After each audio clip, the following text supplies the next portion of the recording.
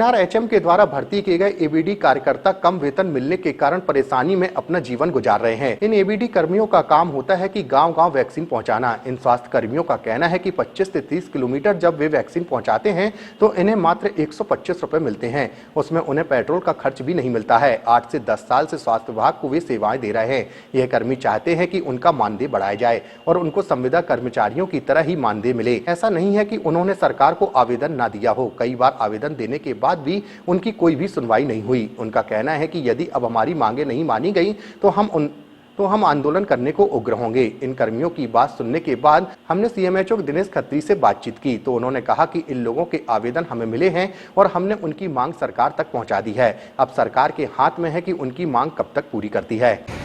NRHM द्वारा रखे गए एबीडी के कुछ साथी यहाँ पर हड़ताल पर बैठे हैं। इनका कहना है कि ये जो वैक्सीन लेने जाते हैं उसका मात्र इनको 125 रुपये मिलता है, जिन्हें 25 से 30 किलोमीटर वैक्सीन लेके जाना पड़ता है इनको। अब आप ये समझिए कि इस महंगाई के युग में 125 रुपये में इनको अपना पेट्रोल जला कर जाना पड़ता है।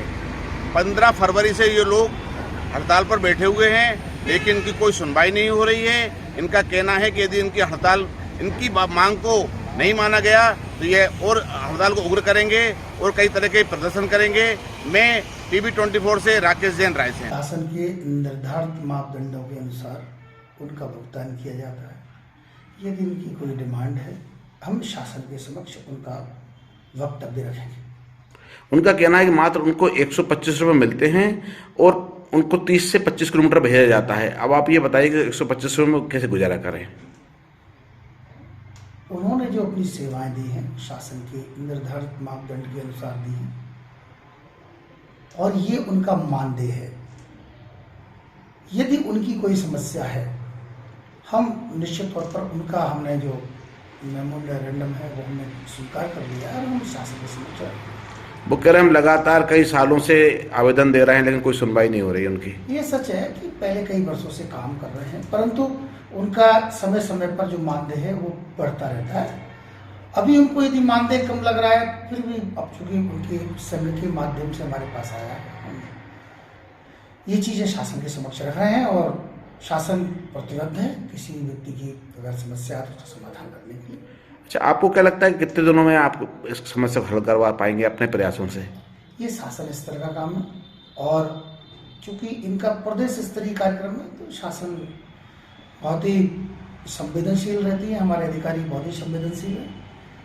यदि उनको लगा तो जरूर उसमें समाधान करेंगे। आपको नहीं लगता सकता 125 रुपये में कैसे गुजारा कर पाएगा ये व्यक्ति?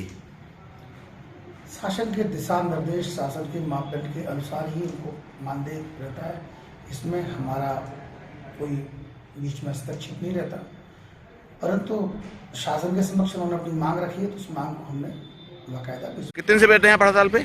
15 फरवरी से लगभग 5-6 दिन हो गए। अच्छा, तो ये हड़ताल कितने घंटे चलती है आपकी? सुबह से शाम तक। यदि सरकार ने आपकी मांगे नहीं मांगी तो क्या करेंगे फिर आप? हम प्रदर्शन करेंगे, धरना तो दे ही रहे हैं जी, बाकी हम प्रदर्शन करेंगे और नंगे होकर रैली निकालेंगे। ऐसे कितने साथी होंगे आपके जो परेशान हैं? हमारे साथी पूरे मध्य प्रदेश में 6000 के समथिंग है और रायसेन जिले में 60। तो ये परेशानी है कि हम लोग स्वास्थ्य विभाग में अपनी सेवाएं देते हैं, जो हम लोगों को एनएचआरएम द्वारा रखा गया है। हमें करीबन 10-12 वर्ष से लगातार नियमित रूप से सेवाएं देते हो गया है।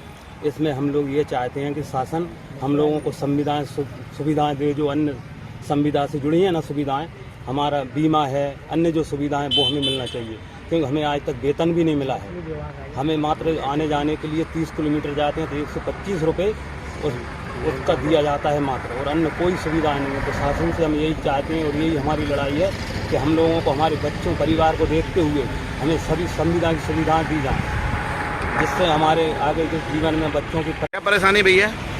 श्रीमान जी, हम लोग स्वास्थ्य विभाग से हैं, जो कि हमें एनआरएचएम द्वारा रखा गया है और जो कि हम शहरी क्षेत्र से ग्रामीण क्षेत्र में वैक्सीन लाने ले जाने का कार्य करते हैं, जो कि हमें आने और जाने में ना ही कोई फ्यूल मिलता है सर, और जो कि हमारा एक वैक्सीन के लिए ले जाने से जिसको कि हमें 30 किलोमीटर तक जाने का 125 रुपये मिलता है, जो कि ना ही उसमें हमारा पेट्रोल मिलता है हमें और ना ही उसमें कोई हमें सुविधाएं दी जाती हैं, जिससे कि